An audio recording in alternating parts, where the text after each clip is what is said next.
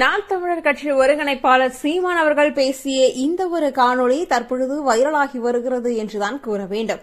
Felix Gerald நடத்திய ஒரு நேர்காணலில் விடுதலை சிறுத்தைகள் கட்சி, பாமக, நாம் தமிழர் கட்சி, தமிழக வெற்றிக் கழகம் இவை நான்கும் ஒன்று சேர்ந்தால் மிகப்பெரிய மாற்றத்தை உருவாக்க முடியுமே என்ற ஒரு கேள்வியை எழுப்பியதற்கு நாம் தமிழர் கட்சி ஒருங்கிணைப்பாளர் சீமான் அவர்கள் கண்டிப்பாக இது இணையும், நடக்கும் என்று கூறியுள்ளார்.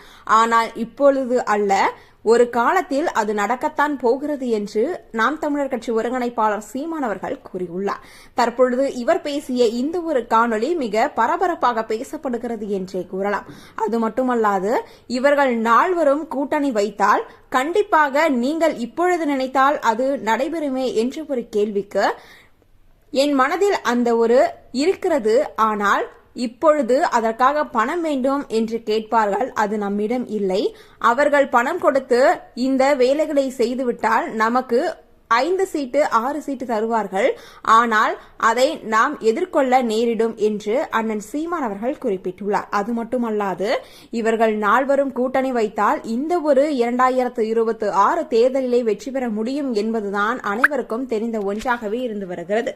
அது மட்டுமல்லாது, நான் அத்தனை முறை தோற்றாலும் நான் அதை தோல்வியாக நினைத்துக் கொள்ளவில்லை.